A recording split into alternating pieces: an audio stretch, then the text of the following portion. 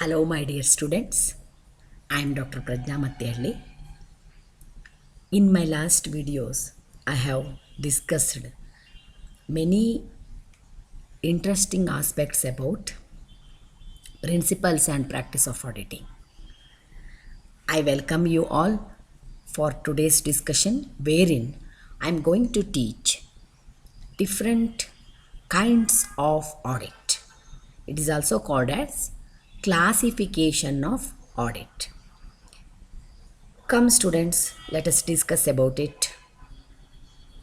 I hope by this time you have understood the meaning, definition, scope, advantages, limitations of auditing, and also objectives of auditing, wherein we have discussed primary objective and secondary objectives also. If you want to refer them once again, just go back to my earlier videos and give me the feedback if anything is not clear. Come, let us today understand the classification of audit. And here, classification is made on different basis. Let me introduce myself once again, Dr. Prajna Mattiyalli, Government First Grade College, Dharwad, Karnataka. Here, let us first understand on which basis audit is being classified. Here, different bases are given, that is organizational structure. What type of business organization the client is having, whether it is a sole trading concern, partnership firm, or joint stock company, what type of organization it is. Depending upon the organizational structure, audit is being classified. Then comes degree of independence. Here, independence of auditor. To what extent the auditor is free from his client. Whether he is depending upon the business organization of which the audit is being undertaken, or he is independent. It is the classification of degree of independence. Then comes conduct of audit. What type of audit it is? What is the basis or the objective of conducting the audit? And then comes the specific objectives. There may be specific objectives depending upon which the audit is being undertaken. Here we are again observing the classifications which are made on these basis. Organizational structure, I have already told you, depending upon the business organization, its structure, audit may be statutory audit, private audit, or government audit. Let us understand all these in detail. In the same way, depending upon the degree of independence, audit may be external audit or internal audit. Again, we have to classify them on the basis of conduct of audit. It may be continuous audit, periodical audit, interim audit, balance sheet audit, occasional audit, or partial audit. Once again, there are some classifications depending upon the specific objectives.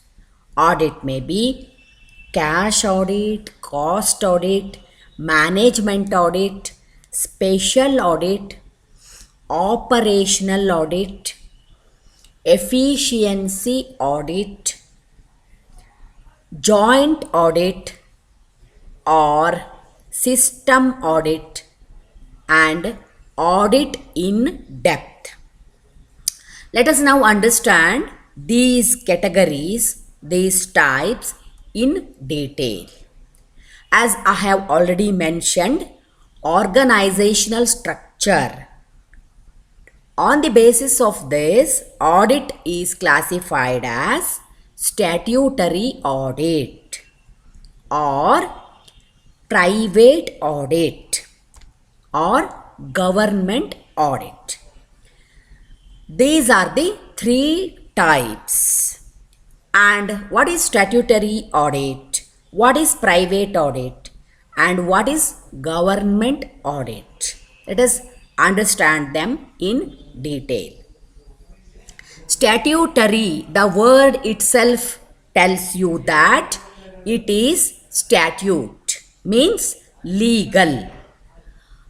It is the audit which is compulsory on the basis of law. It is legally compulsory audit. It applies to those undertakings which have been established by law. You might have heard about the statutory companies.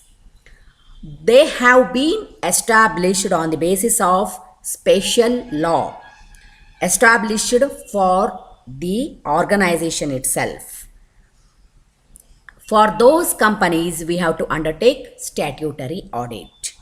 Joint stock companies, banking companies, cooperative societies, insurance corporations, electricity companies, all these come under the purview of statutory audit. I hope you have understood what is statutory audit. Now, the term is private audit. The word itself tells you it is private, means private business concerns. They have to undergo with private audit.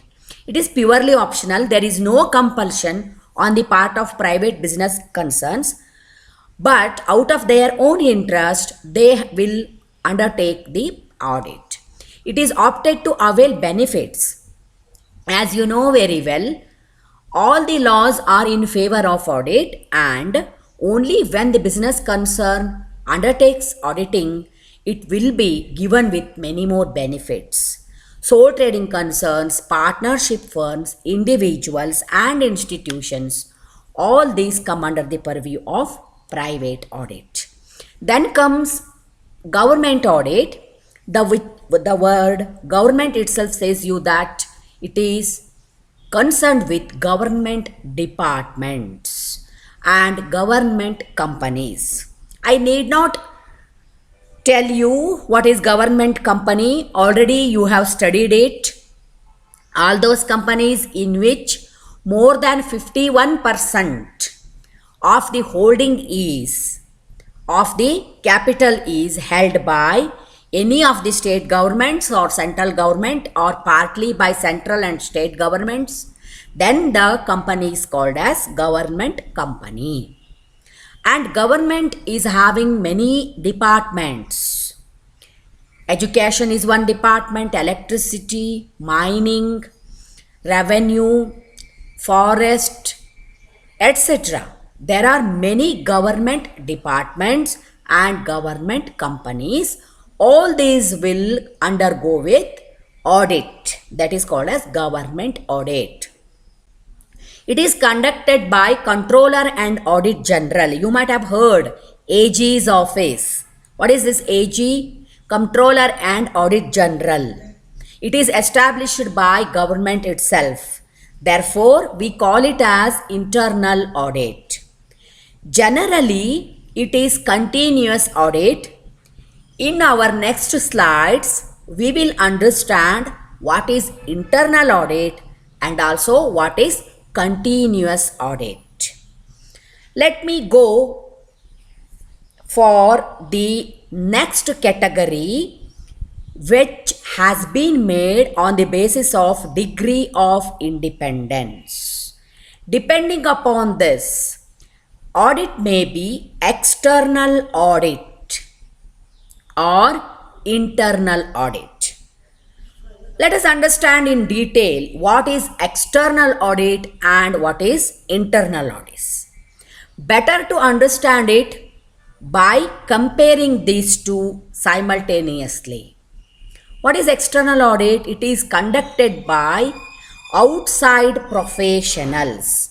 The words says you that it is external, means the person who undertakes the auditing work, whom we call as auditor, is one external person. He is an outsider. He is a professional person.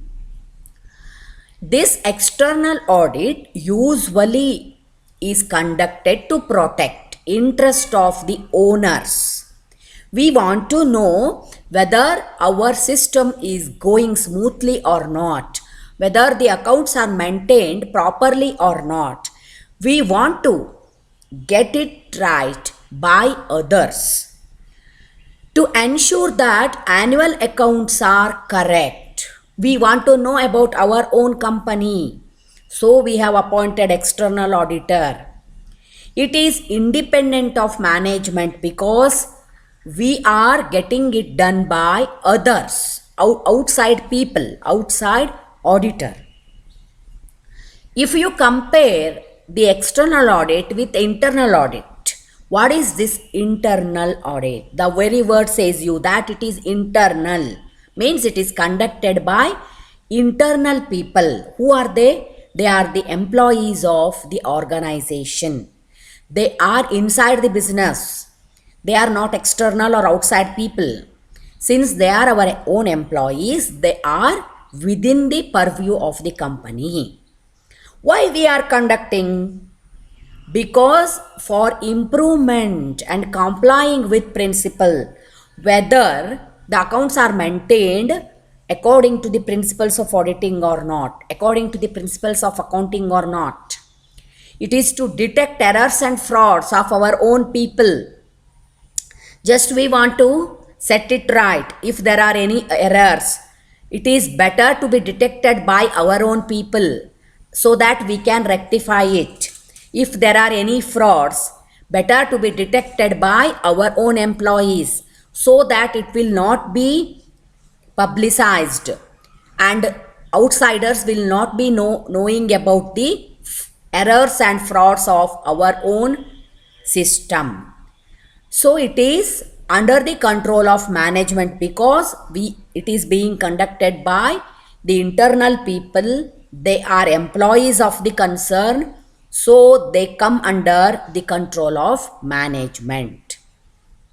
I hope you have understood what is external audit and what is internal audit. So this is the comparing statement.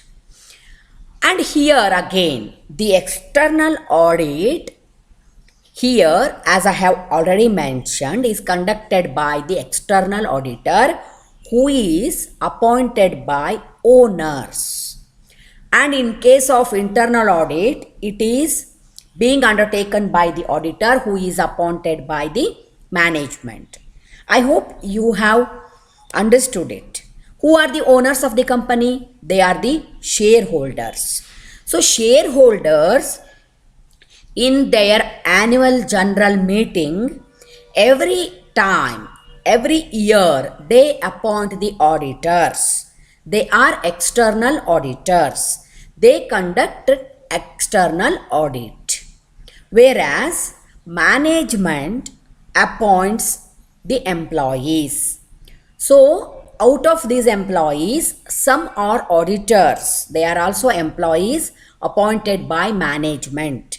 They conduct internal audit. Here, external audit is conducted periodically. It may be once in 3 months or once in 6 months or 2 times per annum or once in year. It depends upon the quantum of the accounts. And here the auditor is appointed as an outside person. So we request him to do it once in a while. That is, we request him in his appointment letter itself. We request him to conduct the audit once in a year or twice in a year. It depends. Here what happens in case of internal audit, since he is our employee, we can request him anytime. He may undertake the work daily. So it is a routine work for him. So it is a continuous audit. Continuously throughout the year, he verifies the accounts. And since the external auditor comes once in a while, that is once in a year or twice in a year, he cannot undertake detailed examination. So in case of external audit, detailed examination is not possible. But detailed examination can be undertaken in case of internal audit because he is our own employee. As a routine of work, he undertakes the examination detailedly. And what about the remuneration? External auditor receives fees, which is fixed. But internal auditor, since he is an employee, he receives salary as the remuneration. As I have already told you, external auditor is appointed by the shareholder, that too by passing the resolution in annual general meeting. So he is appointed every year. He can be removed for next year or he can be reappointed, but he has to be appointed every year. But as it is in case of internal auditor, he is an employee. Employee is a permanent one. So once he is appointed, he will be continued till his service. There is no question of removing him. And next basis. Just now we have discussed the kinds on the basis of organizational structure and on the basis of the degree of independence. And now it is the question of on the basis of conduct. When it is conducted, on which category it is conducted. So depending upon the conduct of the audit, the classification is being made. Here is continuous audit. What is the continuous audit? Then comes the periodical audit, interim audit, balance sheet audit, occasional audit, and partial audit. Let us understand these 6 types in detail. First one is continuous audit. The very word says you, it is continuous. It is an audit which involves a detailed examination of books of accounts either continuously throughout the year or at regular intervals during the year. Why we have to take the continuous audit? It is detailed examination of books of accounts, and since it is going on continuously, we cannot stop our accounting work, right? So accounting and auditing, they have to go together, hand in hand.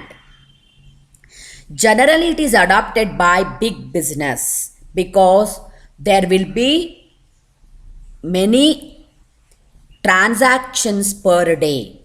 So each day they have to be verified. Therefore, we make the arrangements for accounting and auditing to go together. It is necessary where final accounts require to be finalized immediately after completion of the financial year. We want the final accounts to be ready. In such a situation, better to conduct continuous audit so that accounting and auditing will go together and they will be ready to be observed. So final accounts can be prepared quickly. Here advantages are there. What are those advantages for continuous audit? Quick and early discovery of errors and frauds, because day-to-day affairs of the company is being checked on daily basis itself. today's entries are verified by evening itself. So if there is any error or any fraud, they will be detected. And knowledge of technical details will be there with the auditor because he is there in the company itself and he is verifying the accounts in detail. Quick presentation of accounts are possible because daily errors and frauds are detected. They are in a up-to-date form. Therefore, quick presentation is possible.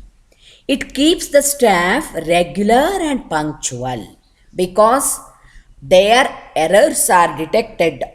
So they are very careful and they will be doing their work without keeping them in pending position because today's work will be detected by evening itself. So today's work has to be finished by evening. So they are regular, they are punctual. And moral check will be there, means one fear of being caught. I have to do the work correctly because I am being verified continuously. So I will be always in an alert mood. So there is a moral check. Close and extensive checking, detailed checking is possible as it is being as a routine work. Preparation of interim accounts in between the year, if you want to know what is the profit position, what is the dividend position, then you can undertake this because our accounts are in ready position. And do you think there is no disadvantage? As there are advantages, there are also disadvantages. It is a tampering with figures because daily we are verifying. Interruption and dislocation of work because simultaneously accounting and auditing should go together. There will be definitely interruption in the work. And of course, it is costly because we have to appoint the auditor on a daily basis. We have to treat him as an employee. We have to give him the salary, promotions, bonus, all the facilities. Therefore, it is costly. Loose link in the work because we are observing the accounts on daily basis or with regular intervals. So, auditing is not being undertaken at a stretch. So, there is loose link and that means there is some laggings in catching the links. And what happens when there is daily checking, it becomes a routine matter and the accountants feel to be attached with the auditing work, or the auditor feels that it is my daily work, it is my routine work, so he may not be in a mood of alertness. There will be lethargy and indifference. Collusion between auditor and staff, that means auditor and staff, since they are meeting frequently, since they are in contact, they may come to an understanding, and auditor and the accounting staff, with their agreement, they may conduct or they may do some frauds. Since auditor is expert in accounting, with the mood of taking some advantages, auditor and accounting staff, they may come to some collusions. Exhaustive and tedious it becomes when we are conducting it in frequent, then it becomes exhaustive and also tedious. So this is about the continuous audit. What is there as a substitute? Instead of going for continuous audit, a business concern may go with periodical audit. It is an audit which is carried out at the close of financial year. When the financial year gets ended, after the closure of financial year, audit gets undertaken. That is completing in single uninterrupted session.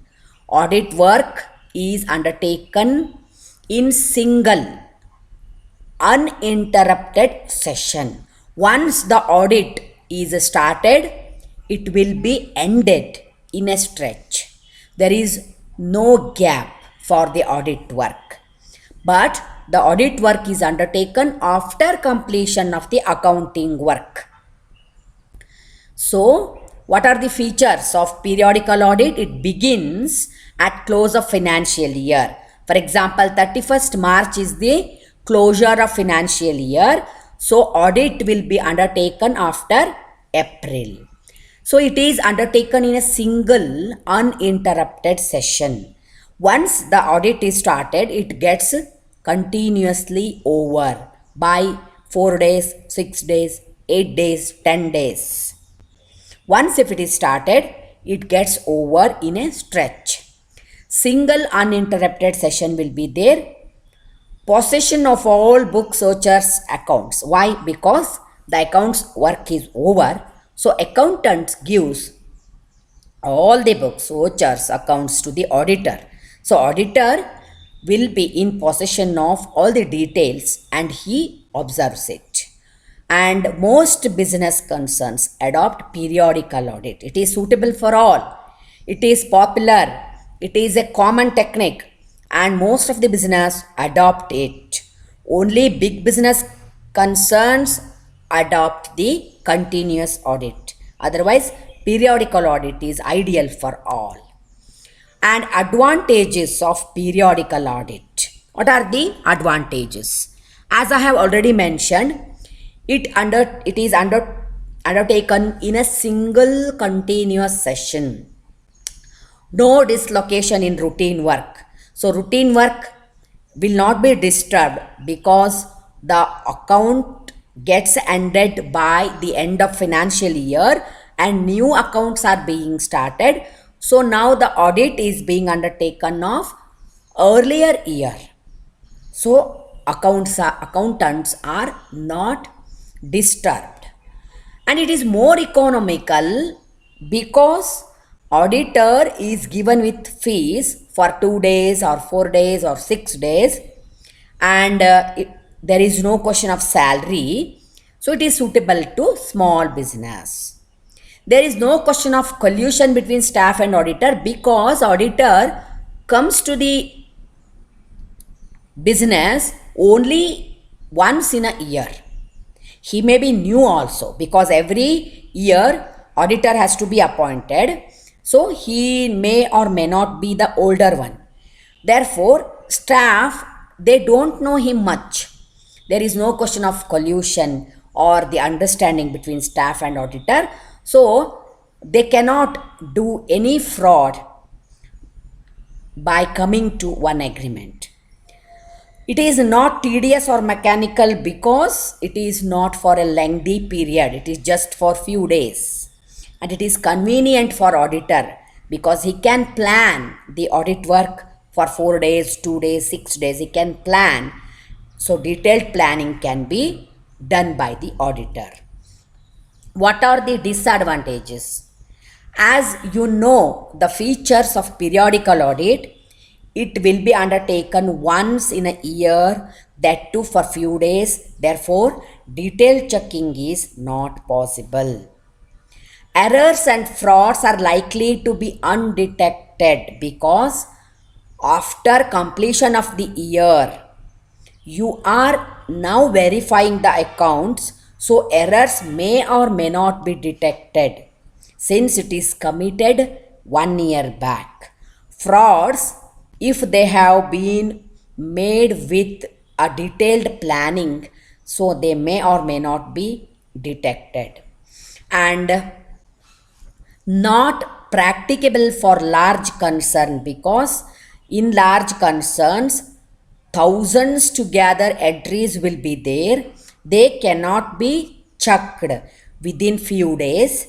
So it is not practicable for large business concerns. And it is post-mortem work. Dear students, I hope you have heard it, the word post-mortem. If a death takes place, then the body will be taken to the hospital for post-mortem.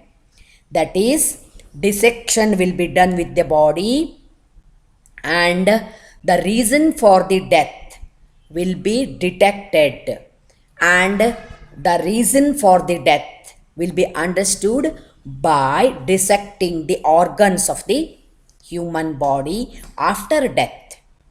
Why we are making use of this word here? What is the death here in case of this audit?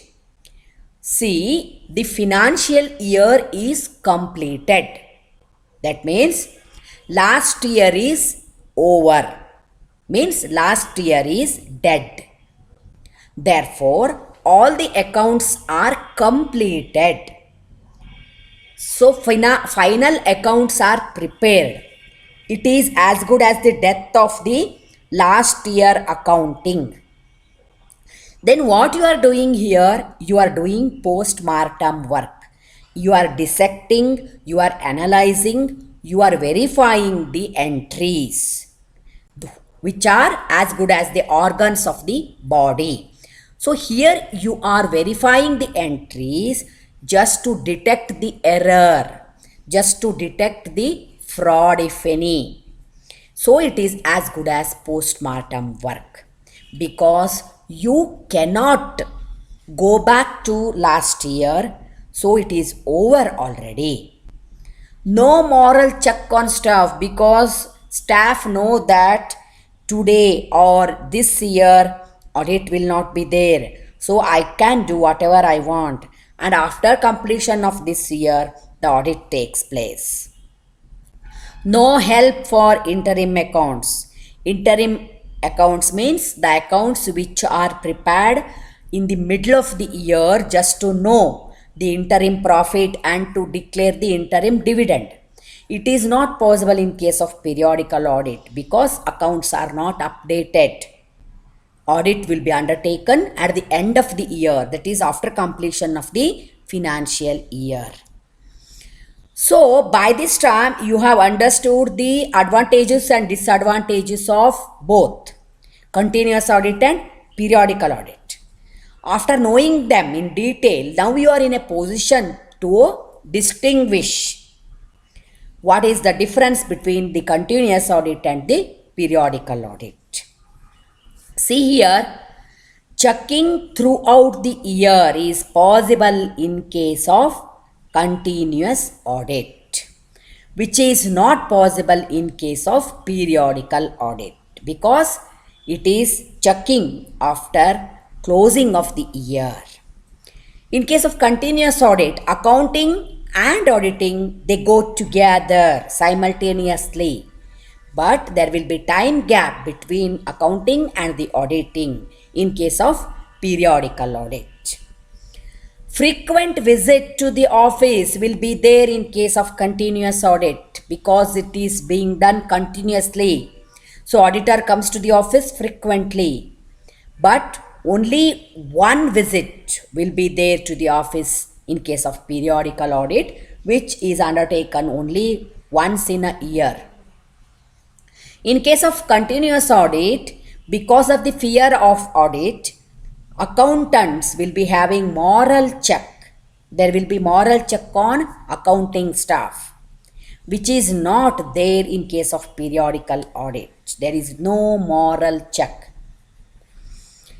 Continuous audit is suitable for large business concerns where the entries are more in number. Therefore, these entries are to be verified often. Periodical audit is suitable for small business concern. They are having very few entries.